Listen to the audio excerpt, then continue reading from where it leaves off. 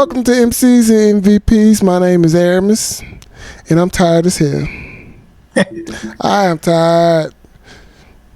Jordy. I'm Brody, and I'm feeling all right. Ah!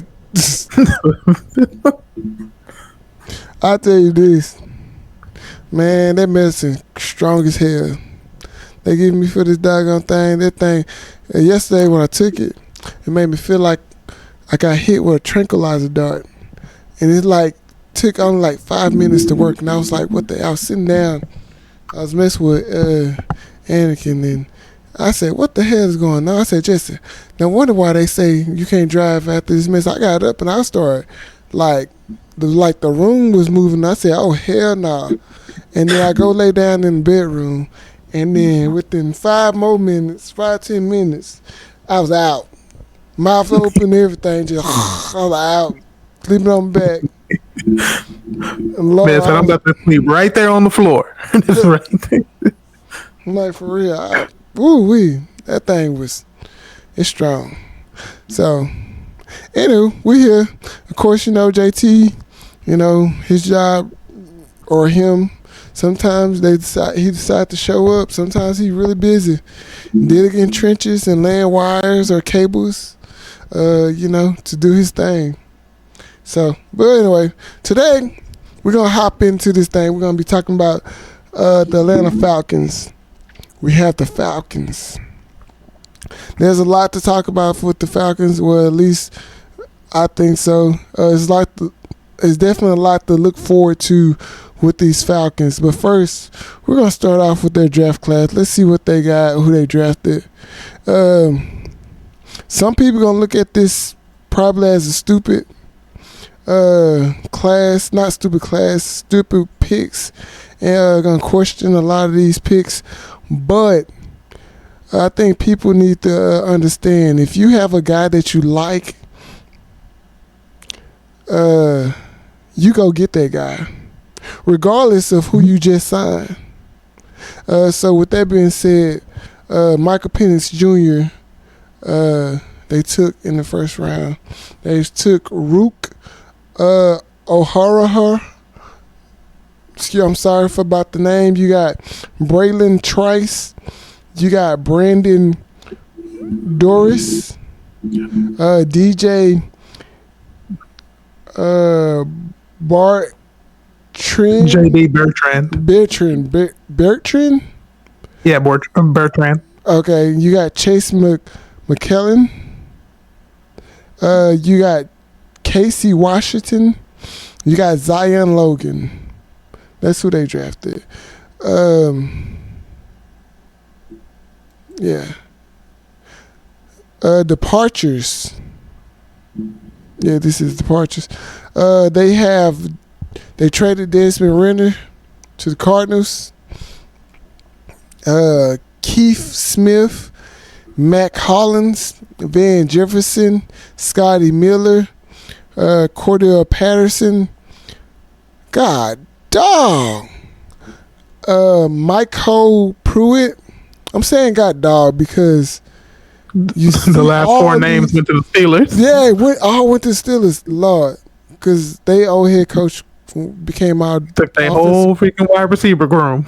Man, Judon Smith, Matt Hennessy, there you go.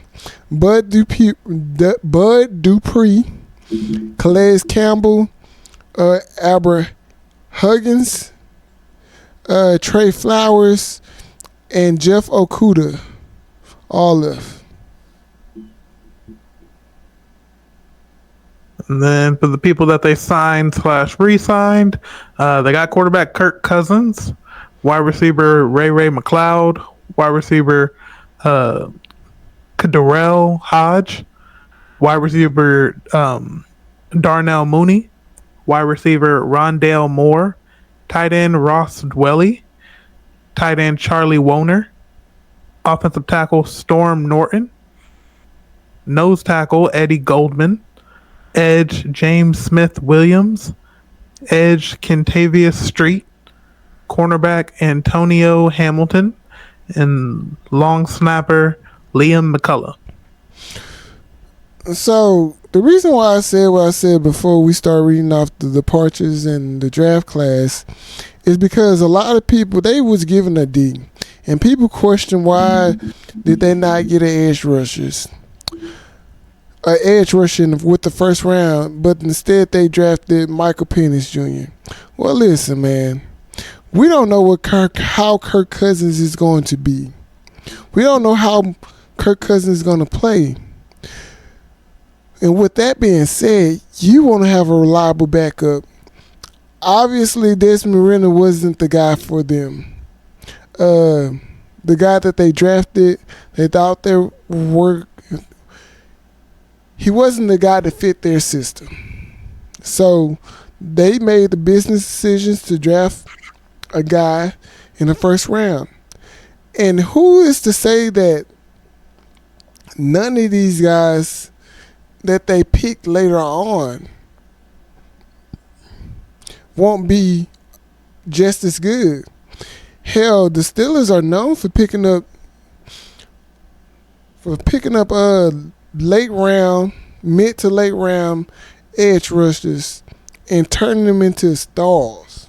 So I think it comes down to coaching and getting the best out of these players. And so Raheem Moore is the head coach. He's a defensive-minded guy. He won the Super Bowl with L.A. In L.A., I always had a solid defense, has had a solid defense. Even with the big-name guys, when they won the Super Bowl, he had the opportunity to coach those guys. And last year, let's remember, those guys was very competitive later on in the season. That Rams team. So, it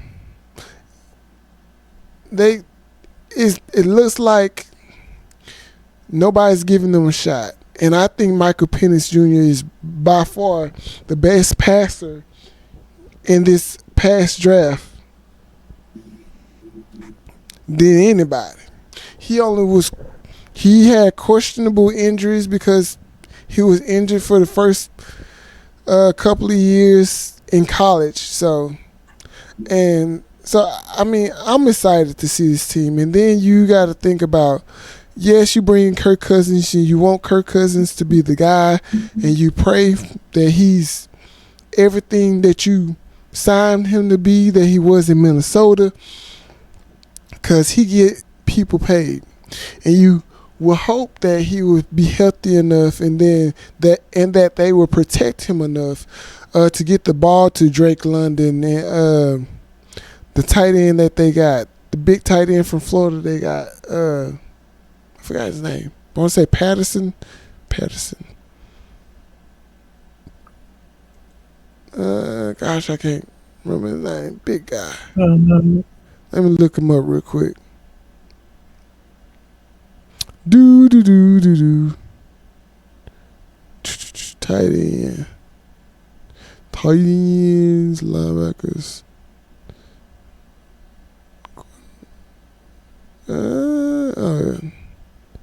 What is his name? Big boy. Kyle Pitts. There you go. I said Patterson. Kyle Pitts. Yeah, no, it's like I'm not sure he's going for. I'm sorry. There you go. Kyle Pitts. We hoping that he could unlock that guy, because that guy is a freak of nature.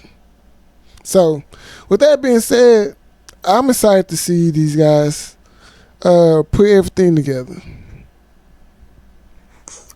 Yeah, because before we got on to them and we were kind of sort of talking about the whole Kirk Cousins thing, I agree that getting you a nice young quarterback that you like and letting him be behind Kirk Cousins to fully learn the system. Because I wouldn't say Kirk Cousins is injury prone or anything like that, but he is a very solid quarterback. And people talk about Kirk Cousins like being either overhyped or not having enough hype. No one's ever coming at him saying he's just a bad quarterback. So that's a very good option, especially looking at a little bit of their stats from last year.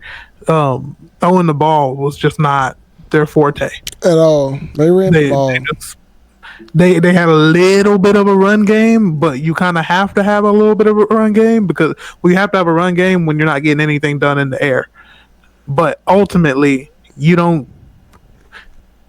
It's not a league where you can do nothing in the air anymore and win games. And the thing is that they missed out on a lot of big players because they had a running game. They had a good running game. But when when defenses know that you don't have a passing game, it shuts down your run game. Exactly. No matter who you got in the backfield. Yeah, it's one of those things where, hey, we're bringing the house because you're not doing anything against it. And if our corners are being able to be on islands with your wide receivers, and we're not worried about it, then you're as good as done. Like, you're not winning 1-on-1s, and even when you're winning 1-on-1s, you're not getting hit. So you become one dimensional. And when your quarterback is just your quarterbacks, because they went through about 2 or 3 of them last year. And when your receivers, your quarterbacks are not hitting these wide open guys down the field because you got a good running attack on the play action plays, it's tough. Very tough. So, and I know, like you mentioned, people were like upset because they felt like they didn't do enough work on like an edge rusher or whatever. You don't need the best edge rusher in the game for your defense to do well. And if you can have the best edge rusher ever, and then if there's no one else on that line also helping out, it don't work out. So getting a solid D line instead of trying to get the best edge rusher makes more sense. So they was talking about drafting an edge rusher. They said that we did get one. You got Braylon Trice in the third. Well, but they talking about in the first round because instead of Michael Penix, but there was no guarantee that Oakland wasn't gonna pick up Michael Penix right after them. Mm-hmm. But at the same time, like you're saying, like, he a day 2. You know how people be during analysts be during the draft. They're like, oh, he's a day 2 pick. They could have waited tomorrow and got him, or traded back in the first. It's no guarantee that Oakland was not going to pick him up. Very fair. No guarantee, because Oakland needs a quarterback. I don't care. I don't know what you're going. I don't care what nobody say. Gardner Minshew is a solid backup quarterback. And we don't know what Aiden O'Connell is because last year he was a rookie. So, and this guy who can throw the ball, he seemed healthy. He passed all the physicals and all that stuff. And he was deadly accurate in college. And he has all the qualifications you need for a quarterback. So, man, I don't know. It's just that irked me when hearing all this stuff. I said, no. If you believe in the guy that much, you go get that guy. And they did. It makes sense. It's also building... getting a quarterback that can work into your system. I feel like that's a harder find than getting an edge. Like, even if they're like, oh, well, you could have got so-and-so, he could be great. I'm like, okay, cool. But being an edge, that's not... It's just not a harder find to me. Because go ahead. It's just not. Than a good quarterback that you can bring up behind someone that you feel real confident about. Mm-hmm. I don't think it's nearly as hard for you to find an edge that you like. It's not, because like I just stated, man, the Steelers has found success in the 3rd and 4th round dealing with pass rushers. And it's all about coaching too. Coaching plays a part in that too. Mm-hmm. So, man, you just never know who you're getting.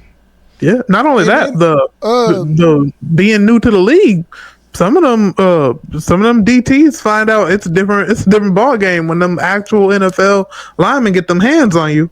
It'd be different. So, But I'll say this too, because it's important. I think it's important. It needs to be said. Gosh, doggone it! I just lost my thought. Oh Lord, I completely lost my thought. it needs to be said though. It That's does what you need to be said, he said it needs to be said. but I completely lost my thought. But it has to do with edge rusher. Was it? Yeah, we're talking about edge rushers. It had to do with edge rushers, but those I don't know. I just really feel strong about picking your guys. Yeah, if you looked at everything and you were like, "Hey, that's my Oh, guy." yeah, it had to do with edge rushers. The last several years, the last past several drafts, there hasn't been too many good edge rushers drafted in the first round. Like a lot of them has been okay, not worthy of a first round pick. If you was to do a lot of these draft redos, some of these guys would be probably bottom end or second day picks, second or third day picks, based off what they have done in the league today, to this point. Like a lot of them. If you could look no further than Chase Young haven't did crap in this league. Jadeveon Clowney haven't done crap in this league. He's solid. He's decent. But those two guys are nowhere near what people thought they were going to do, or nowhere near the number one overall pick, number two overall pick, nowhere near worthy of now one of those.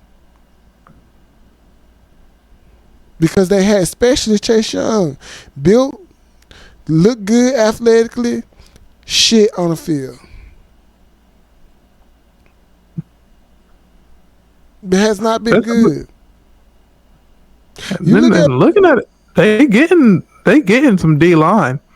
It's not necessarily coming from like the draft, but they didn't. It's not like they didn't do anything for it. But it was just so much that irked me so bad because they were talking about, you know how Mel Kiper them be, and they be like, yeah, this is absolutely the worst thing you can do and all this other crap. I was like, man, come on. Please, they want their quarterback. They got the quarterback of the future. I don't care if you just pay Kirk Cousins $100,000, over $100,000. I don't care. So, but yeah, I think this team is gonna be good this year. I think they're gonna exceed expectations, a lot of expectations. I think it ain't gonna be a close race. Well, it's probably gonna be I can see it being a close race between them and Tampa Bay, but at the same time, I can see them winning double-digit games this year. So, especially with a healthy Kirk Cousins and a solid running game. But I mean, looking at their stats for last year versus their opponent, like they're very, very close to what their opponents were doing. So it's not like they were completely out of games or anything like that. So, well, the interceptions after I said that is a little out of whack there. So 17-8 don't help, but at the same time, new wide receiver room, new quarterback room, new defensive D line room. So it's a lot of new. And Raheem Moore, like I said, he was one of the best defensive coordinators in the league. So I'm excited to see what he do with this defense. But that's all I got about these guys. Like I said, these pass rushers nowadays are hit or miss, especially in the first round. So And a lot of time it's a big miss. It's a big swing and it's a big miss, especially within the top 5. Or Fair some enough. would even say the top 10. Hell, Yeah, there's such a difference between like college and NFL to me. They're like the play is so different. They're like you can be so dominant and be like, yeah, I'm wrecking shop, I'm wrecking shop, and it's like, yeah, but you realize how much work people put into getting the best offensive tackle. Like you played, and he's like, oh well, I played D1, and I was like, not all them D1 tackles is the same. Like, no. and it's like, and you can say that you played the best, and I'm like, but you know what people your coaches mentioned when you were in film. So it's You so know. it's so funny. And I'm gonna say this, and this last thing I say. So you remember? Do you remember when Jadeveon Clowney was drafted? Vaguely, I wouldn't claim to So actually remember. I know you don't look at a lot of college football. So what really got his draft stock going up? It was against South Carolina. South Carolina ran the ball up the middle. He put a hit on a running back and made his helmet come out, and all of a sudden this guy is good. This guy was nowhere to be found. Like, like no, like, and I watch a good amount of college football. Now that subject changed this coming year because I won't have Saturdays off, but man, and he didn't pop on tape as often as you would like or as you would think, because it was between him and I want to say Khalil. No, I want to say him and Khalil Mack. It was because Mack came from Buffalo. It was between him and Khalil Mack. I want to say Khalil Mack. Him and Khalil Mack. It was the outside linebacker or edge rusher. Came from. I want to say Khalil Mack. I'm pretty sure. So that was supposed to be number 1.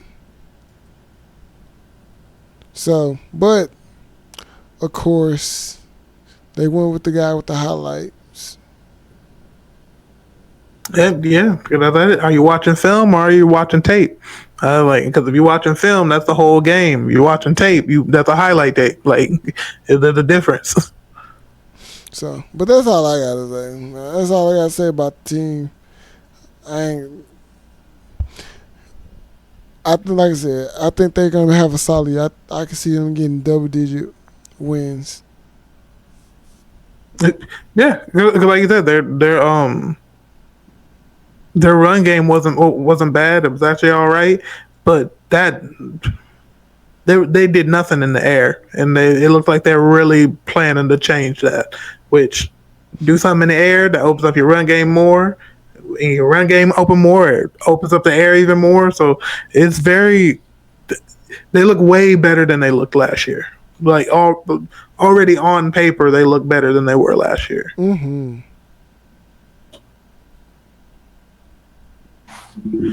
But yeah, that's it. That's all you got. Yes, sir. All right. Till next time.